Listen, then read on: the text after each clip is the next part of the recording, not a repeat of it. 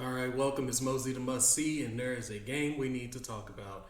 This game was bad. The Cowboys lose 28-16, and there were a lot of things that we were exposed on. There was a lot of things, but at the same time, there are a lot of people who are taking one loss way too serious. The people who are all, oh, we can't make playoffs. Oh, let's just worry about the draft now. Y'all are way too dramatic. It's not that serious. We lost one game. Now it's time to see what the Cowboys do. Do they get better? Heads get a little bit big. That's why everybody called this a trap game to begin with. We had lost Trayvon Diggs. We lost, there was no Zach Martin, no Tyler Biotis, no Tyron Smith. We had two starters in there, Tyler Smith and Terrence Steele. That's not a good enough excuse, though. And on defense, we lost Diggs. Once again, not a good enough excuse as a team that people are looking at as the best team in the NFL. You got to find a way to overcome. And the first person we're going to talk about with this overcoming is going to be Dak Prescott. Yes, I want to talk about Dak Prescott. Reason why is because the first two games of the year, he has not put up impressive numbers. He put up lackadaisical numbers, average numbers, nothing to be excited about. However, we still gave him praise because we said he drove the ball, he protected the ball, he did everything that he was supposed to do. Therefore, if we're going to give you the praise in those games, we do have to look at you in this game. The offense was not really moving for what we were seeing. Because if you look at the offense, Tony Pollard had a great game, 23 carries, 122 yards, averaging 5.3. Rico had 4 for 21, averaging 5.2. And then Rico had that really good screenplay. He had 3 catches for 25 yards, but everybody knows the screenplay I'm talking about, where he catches it and there's like 6 Cardinals there, and he somehow makes his way out of it, and he either got the first down or he got stopped short of the first down. But it was a very impressive play. Then Michael Gallup was looking like old Michael Gallup. That's the Michael Gallup we've all been wanting to see. Jumping up on the sidelines. Cornerback looks like they can't do anything about it. CeeDee Lamb had 4 for 53, but it still didn't seem like CeeDee Lamb was doing anything wrong. I know that play in the red zone where Dak threw the interception, people said that CeeDee didn't look like he was giving effort on that play to begin with. But once again, I didn't really see too much flaw in CeeDee's game. Also, the tight ends looked good. Jake Ferguson had 5 catches for 48 yards, and I thought he was actually doing pretty good. If you remember what we looked like week one we looked terrible at tight end. Week 2, we looked a little bit better. This week, we looked a little bit better, so I like that the tight ends are slowly getting better. So our offense didn't really look bad. The offensive line, however, did look bad, but we had 3 backups in there. But at the same time, I'm looking at a team like the Texans, and the Texans have way less talent than the Cowboys. And the Texans were missing 4 offensive linemen, I believe. Don't quote me on that, but I believe they were missing 4 offensive linemen, and they still get the win with a rookie quarterback. He didn't, so there's no excuse. We're not about to play the excuse games. You just got to do better. You got to win.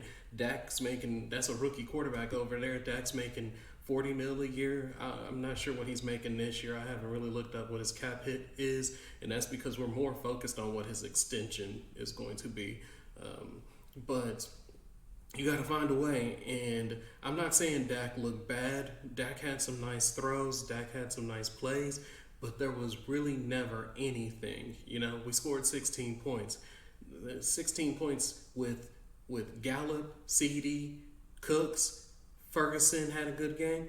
Tony Pollard, Pro Bowler. With people like that, 16 points, that's not $40 million, Dak. We need more from you. And that interception that he threw was horrible because that's momentum. It's like 4 minutes left, throws an interception. Even if we kick the field goal, we're still down 9, which is not what you want. But at the same time, was that play on? I need to review that. Was that play on 3rd down? I believe it was. I believe we still could have did a play after that.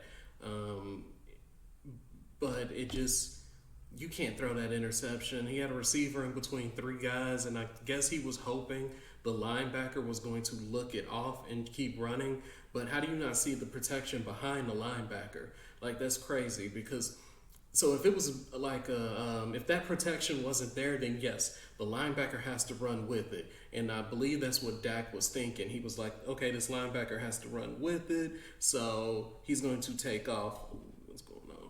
He has to take off. However, he doesn't have to take off when that safety is there. He can stay front watching the quarterback in case the quarterback takes off. That's why you provide that protection behind him. And Dak didn't see that.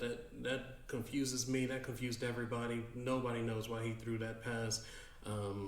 Yeah, offensive line got to do better. I don't care if they are backups. Guess what? They're backups in the NFL. That's one thing we need to remember when we talk about things like that. You are still a pro player. You are an NFL player. It's next man up. All right. Every year injuries happen. The 49ers, Garoppolo, hurt. Trey Lance, hurt. Who are we going with? Oh, let's go with this rookie who was picked at the end of the draft, Brock Purdy. It's next man up. All these dudes were studs in college. They were untouchable in high school. They were studs in college, and now they're a pro player making millions of dollars. You got to step up. If they call your name, you got to step up, and if you don't, the team didn't deserve to win. The team going forward doesn't deserve to win. You cannot say, oh, well, if we're healthy, we got this. No, there is no if we're healthy because we know there's going to be injuries. The team with the most depth is the team that wins, which is why you prepare your backups and you have your backups ready. Our backups were not prepared on that offensive line. Their run blocking was good. Don't get me wrong. I don't want to say that the old line was just terrible today. The run blocking was pretty good. That pass blocking was egregious. It was horrible to look at.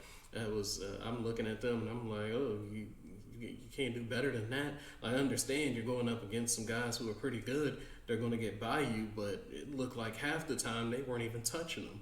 It looked like half the time it was looking like our defense, which goes to my next point, our defense. Now, defense, there's more to it. A lot of people think it's just lining up the best players. Oh, you got to get this guy and you got to get that guy, and it's all about the talent and the skills. Yes, talent and skill matters, but at the same time, defense chemistry is very, very big. Chemistry is a huge thing, and chemistry is very underrated. Same thing with offense. Don't get me wrong.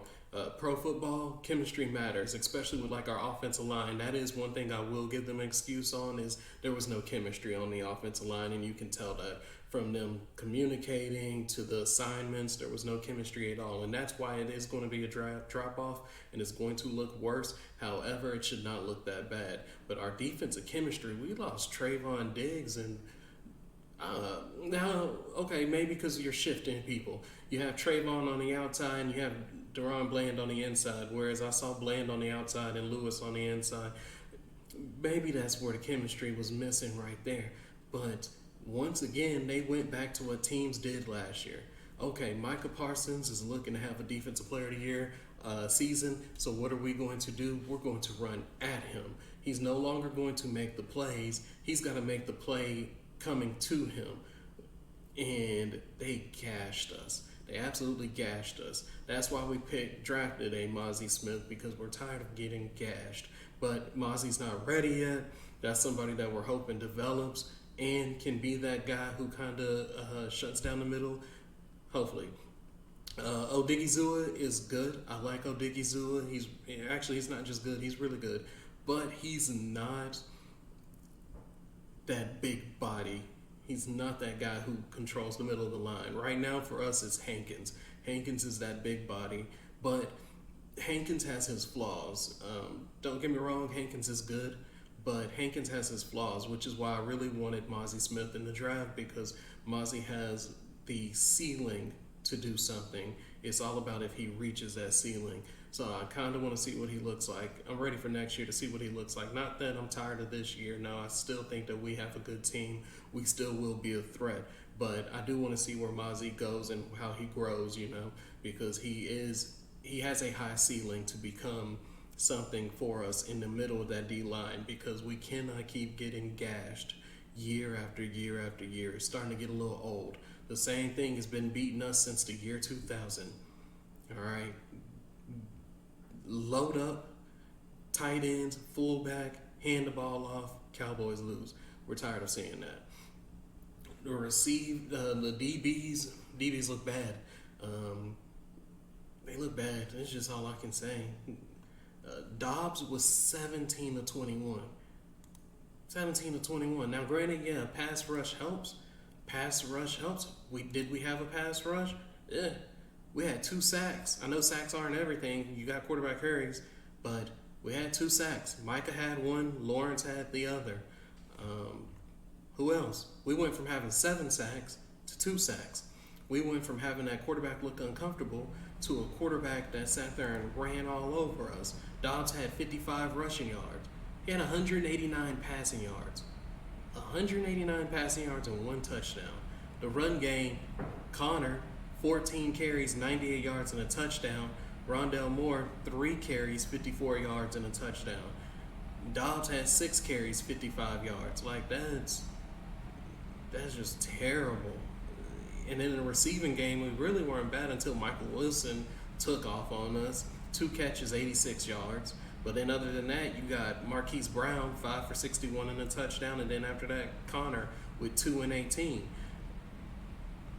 But those simple mistakes made by our DBs, Donovan Wilson running inside, allowing them to get the edge, like, why it's the NFL. We're taught at Pee Wee, edge contain, middle school contain the edge, high school contain the edge, college contain the edge. In the NFL, we run inside and give them an open edge. Not just, he didn't get a little bit of edge where he can get 8-9 yards. No, he had a whole sideline to run down.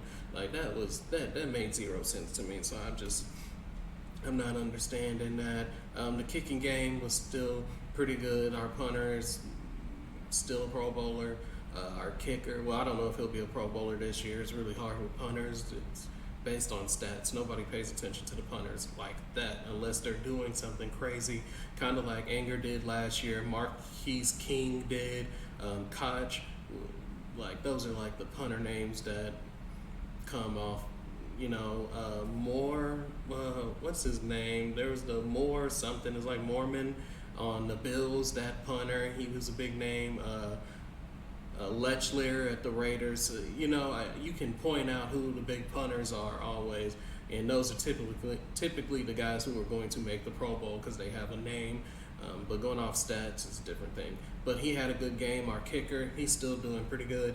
So I'm not really mad about any of that. It's just that we got exposed today. We need better run defense, but that's kind of a give and take. You cannot be perfect. So everybody loves the sacks that we get and the pressure we put on the quarterback, but that's because our people are pinning their ears down, which allows the running back to go under the run game to go underneath that, which it works for us if we're ahead, but when we're behind like today, then we see what happens. We just get gashed. That's got to get fixed. Quinn has to come up with something to fix that. We should be ready for both styles of defense. I know we lost Trayvon Diggs, but you got to keep playing. And it's like, even if you're saying you're playing 4 Diggs, you got to keep playing. And that's pretty much everything I got for now. Let me know what y'all thought about the game. Like, comment, share, subscribe. I'm out.